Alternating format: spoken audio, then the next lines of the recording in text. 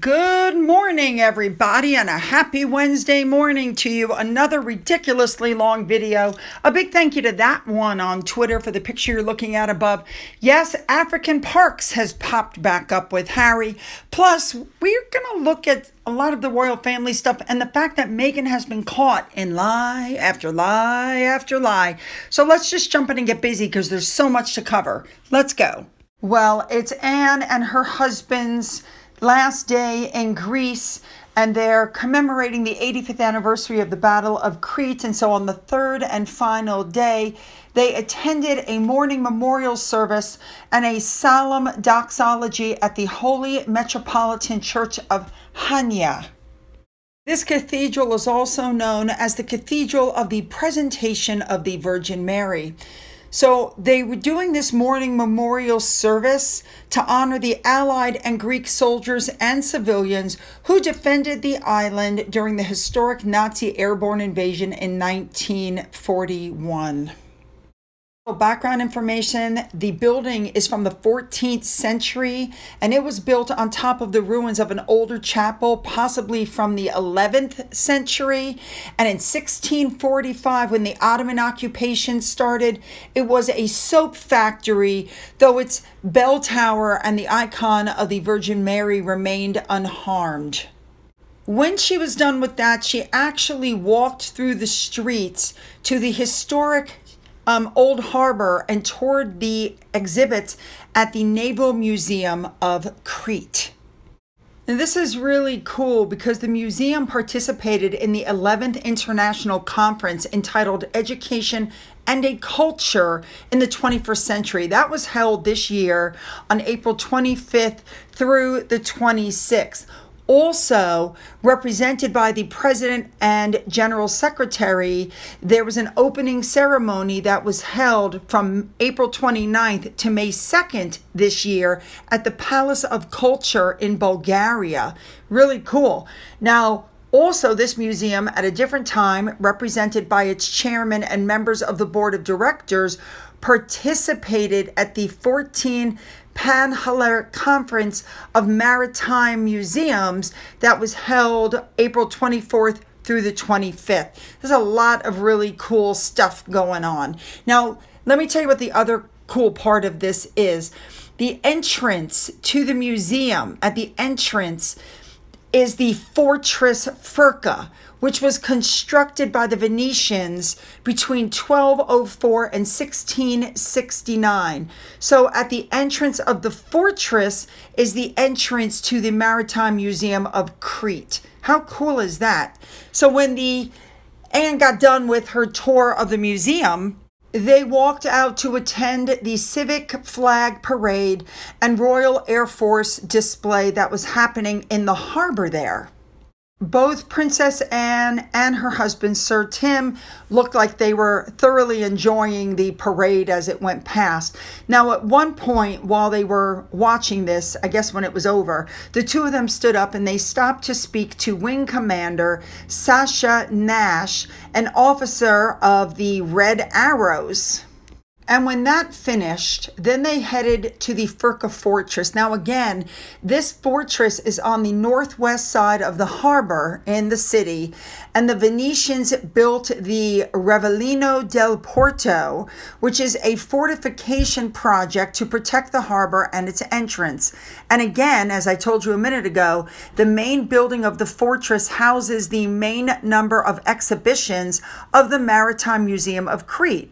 And there's 2 floors of the museum, and that's where you go, but it's actually in the fortress. And also in 1467, they ordered the construction of the shipyards in the harbor for the repair of its fleet. And by 1593, 16 shipyards had already been built. And in 1607, the construction of the shipyards there began. And since then, they have served multiple purposes. And today, again, one of them houses the permanent exhibition of ancient and traditional shipbuilding of the Maritime Museum of Crete.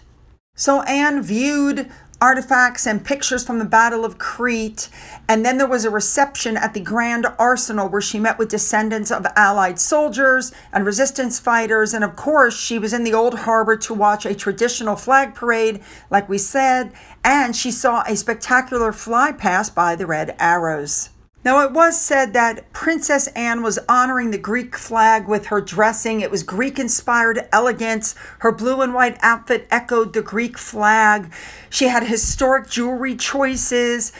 Just beautiful Athens. The white gloves and the gold accessories for meeting with the president, the outfits she wore to the cemeteries. The fashion choices matter, and she made good choices. And it was at the end of this that it was time for her to fly home. And so she did, carrying her bag once again to the plane. I love it. Let's move on now. We have Beatrice and her stepson. So we don't know just yet where Prince George is attending. We think we know where he's going, but we're not sure. But the front runner is Eton, and they're saying that might be where 10-year-old stepson Wolfie is going to go. We know that's where Prince William went. That's one of the reasons why we don't know where George is going, because when they're managing his education, such as transitioning him to college, the couple is going to work directly with the institutional leadership to secure in-house housing, and they'll vet the security perimeters within the school squad to make sure that, George is safe at school. Let's move on to James Middleton, Princess Catherine's brother. We know he has 6 adorable dogs, and he stepped out in Chelsea amid the Chelsea Flower Show with Mabel, one of the dogs. And he put up a video which is really cute. Now, obviously, I'm going to have to do my own music to it due to copyright, but just watch this.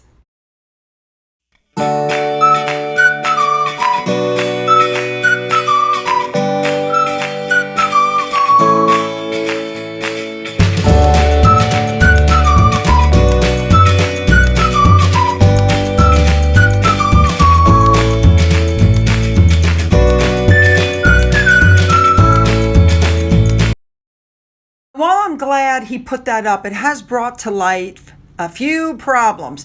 They're saying this year's flower show is awful and overcrowded because you have influencers with cameras, and normally you get about 150,000 visitors and TV viewers, but they're saying that it's just really bad, that the crowd control was non-existent. People need wheelchairs because of exhaustion. They had some people that fainted due to the heat, and it's just mobbed. There's nowhere to sit, no large signs so you can properly see where to go, especially at the main entrances. And if you wanted a map or a brochure, you had to pay another £18 on top of it. Yeah, not good. Apparently, the crowds were so large it was impossible to walk. People were being just shoved along, and you couldn't see the gardens because the fight to see them was 5 people deep. And even if you got to the front, you were being pressured to move on. And this one person who went said she gave up after 3 hours and went to the Chelsea Psychic Garden along the road, which was a much welcome oasis of calm. They said the organizers should be ashamed of themselves, that visitor numbers need to be limited, and people feel really sorry for anyone who was there for a first time because it was just so badly done. Ooh. King Charles, they're saying, is spending time at Sandringham over the bank holiday weekend, but he would not be visiting his brother. He apparently arrived at Wood Farm Cottage on Sunday, the same secluded property where Andrew was temporarily housed after he left Royal Lodge in Windsor. Andrew is now in the 5-bedroom farmhouse Marsh Farm, which has been renovated, including extra security measures and that big fence that's all the way around it. Now, they're saying that people understand the king won't be seeing his brother. He just wants some private time away from royal engagements. But let's be honest, if he really wanted to see his brother, he could have his brother secreted over in the trunk of a car. I mean, there's absolutely ways for them to meet. So there's really no way that nobody could know whether they're going to meet or not. I'm just saying it can always be handled one way or another if the king really wanted to see him. I'm just saying. We know the king has removed Andrew from his circle, and we know that there are legal ramifications to having any kind of conversation with him, and that's problem because something else has now come up. He is now under investigation by 13 different forces, given the evidence that has come forward in the Epstein file release by the U.S. Department of Justice. Oh my goodness. This puts the king in a very difficult position because there might be pressure on him to assist Andrew financially with legal fees. And if circumstances arose where Andrew could not meet his bills, there would be a case for the king to consider helping ensure his brother has access to advice and representation. Because at the end of the day, everybody is entitled to a lawyer.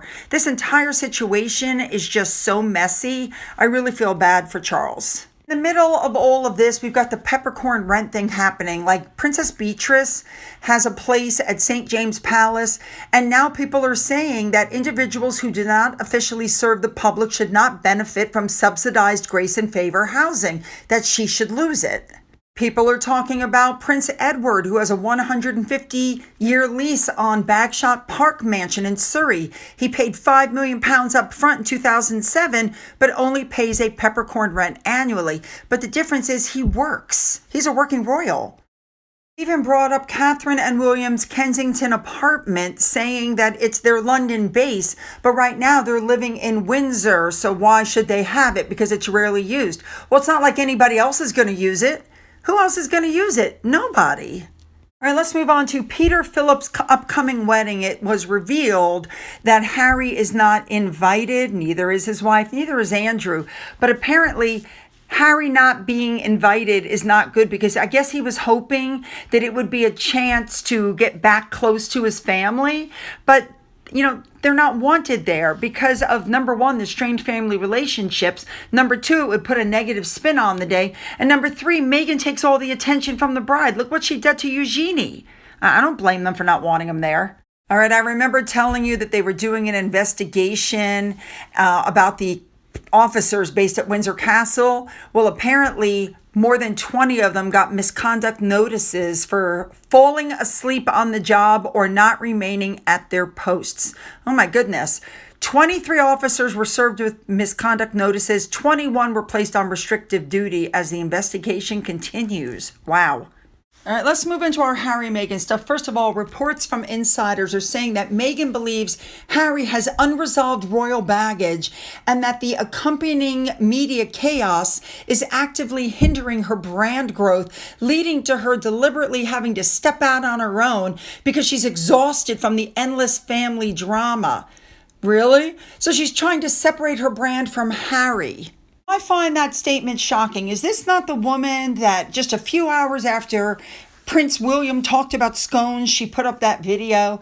And now they're saying that Meghan is going to turn herself into a rent-a-royal, even though she's no longer a working member of the firm, because she can't let go of the royal status. She has all these money-making plans, and there's all this growing chatter that she's open to positioning herself like a modern-day rent-a-royal for elite events, private gatherings, and high-profile charity functions across the United States. Well, my goodness, tell me if I'm wrong, but isn't she basically doing that already? This is where we're going to start getting into Meghan telling on herself, okay? So this is going to be the first lie where she said something and then basically told on herself. Sky News presenter Samara Gill says that Meghan is fixated on royalty and royal associations, which we all know is absolutely true. Do we not? I mean, it wasn't that long ago that we saw Meghan wearing a royal cipher signet pinky ring. We all remember that. We saw she was wearing it at Invictus. It wasn't that long ago that we saw that Meghan and Harry have a royal cipher doormat at their house. It wasn't that long ago that Meghan was using her royal cipher. Here she is trying to sell stuff, and you see the royal cipher on top of the blue notebook. So she's using it. Look at me. I'm selling as ever products, and you just happen to catch the royal cipher on my book. She puts that cipher on anything that's standing still. She puts it on top of all of the notes that she writes to people. And we also know that she is putting her HRH on notes, even though she agreed not to do that. She agreed during the Sandringham Summit not to use it. We also know that she's wearing royal signet earrings. We also know that as she's selling her As Ever products with her children, she put their full titles on there. So she's absolutely obsessed with royalty, no matter what she says. Do you guys remember when she said this while she was on the Oprah show? The grandeur surrounding this stuff is an attachment that I don't personally have, right? I've been a waitress, an actress, princess, a duchess. I've always just still been Meghan, right? So for me, I'm clear on who I am, independent of that stuff. And the most important title I will ever have is mom. I know that. I think we all know by now that she lied when she said that on Oprah. She is clinging to those titles. She is clinging to the royal cipher. She is clinging on to her HRH. She's full of crap. And as far as Meghan constantly dripping herself in gold head to toe, articles are coming out now saying that she's got a target on her back. Robbers, because she's always wearing so much jewelry. Well, there's an easy fix for that, right? All right, here we go. Now, we know that after their final royal engagement, March 9th of 2020 at Commonwealth Day, Meghan got on one of these 4 flights. We don't know which one it was. And this is what she claims happened on the flight. It's not the pilot, but whoever's sort of overseeing the crew. And he came and he knelt next to my seat and he took his hat off. And I just remember looking at him, he goes, "We appreciate everything you did for our country." And it was the first time that I felt like someone saw the sacrifice. Not for my own country, for this country. It's not mine. We landed in Canada, and one of our security guards who had been with H for so long, and these guys were so wonderful, I just collapsed in his arms crying. I was like, "I tried so hard." He goes, "I know you did. I know you did, ma'am. I know you did." Like, I tried so hard. And that's the piece that's so triggering, because you go, and it still wasn't good enough. And you still don't fit in. Well, people were not happy about her sacrifice comment because basically she screwed over the royal family. She literally put her foot up their rears. She had already been written off her show. She had a rental car, a rental house. She didn't sacrifice anything. And people were well aware of that. And I don't believe it's true. Nobody has ever stepped forward and said it was true. I'd like to know who said it. I think it's another lie. It ranks right up there with the people were dancing in the street like they did when Mandela was released. Ranks right up there with that. Now, here's the third thing where Meghan literally told on herself. She says she gained 65 pounds with both of her pregnancies, and so she was off balance, leaning forward, and so she was always having to hang on to Harry. Okay, so they went to see the victims of the Christchurch attack. She supposedly was 8 months pregnant with Archie at this time. You see her walking perfectly in her heels. She does not have swollen ankles. She does not have a swollen face. She's not having any trouble keeping her balance. She walks up with the flowers. She greets everybody, as Harry greets everybody. And then you'll see her walk right up without any difficulty, squat all the way down in her heels, put her flowers down. You don't see her hanging on to Harry here, right? Not at all. She puts the flowers down, knees are together. You cannot kneel down with your knees together when you're 8 months pregnant because the belly doesn't squish. There's a baby there. Okay, so then they go walking into the building and Harry reaches back, takes her hand, and they're holding hands going into the building. So then at some point they have to sit down and write, "We're with you," I think is what Meghan wrote in this thing. So as you can see, she sat down without any difficulty. Now here I've sped it up. You can see her hand moving twice as fast because it was just taking too long. But as you saw, she sat down without any difficulty. She didn't need Harry's help. And then she goes to get up afterwards, and she didn't need Harry's help to get up. So she's this whole lie that she constantly says about, well, really, the reason I'm hanging on Harry and holding Harry and touching Harry and grabbing onto Harry with the claw was because I was off balance and I needed help. That's obviously not true. Here it is again. There's a difference between holding hands and hanging on somebody because you can't keep your balance. There's a big difference. Well, then she told on herself, didn't she? So the next thing Meghan does is she puts out this video that supposedly was her and Harry twerking in the hospital room. And you can see this weird shaped belly moving. And basically what this video did, number one, was it revived the old conspiracy theories about pregnancy, because that is not a normal shaped belly. And that is not somebody who's put on 65 pounds. And then they said the clip was raunchy, which it is, and utterly ridiculous, because if you're going to be a public figure and you want people to see you as a member of the royal family, this is not something that you put out. But the point that I'm making is that she's put on 65 pounds. And remember, she's off balance. And so she has to hang on to Harry. But she doesn't seem to have any trouble doing that here. She's able to twerk and go up and go down and dance. And then in a minute, she lifts up her dress and she's literally going low. You know, she's not having any trouble doing any of this while she's claiming that she needed to hang on to Harry in order to keep her balance. Now, she said it was the shoes. Look here. I slowed it down. She is wearing shoes here, because you can barely see on one of her heels, there's a black shoe there. So she's not barefoot. Oh my God. All right. Now the more stories are coming out saying that Meghan has such massive financial pressure because she's the one that's shouldering all the expenses. And so she's basically warned Harry that he needs to step up. And in response, they're taking drastic steps to rebrand and secure their financial future. What they're saying is because they need $6 million a year and cash flow is going down, that Harry is going to have to step back from Meghan's public-facing business ventures so that her lifestyle brand will gain traction on its own merits. Really? Again, as I said in my previous video, Harry is the draw.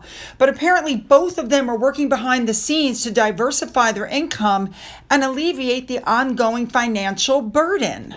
That is why now you see Meghan out and about on her own. That's why she went to Geneva alone. She thinks that Harry is the one that's ruining everything, that it's not, her, that it's all Harry. But that's typical for her. She blames other people every time things go bad.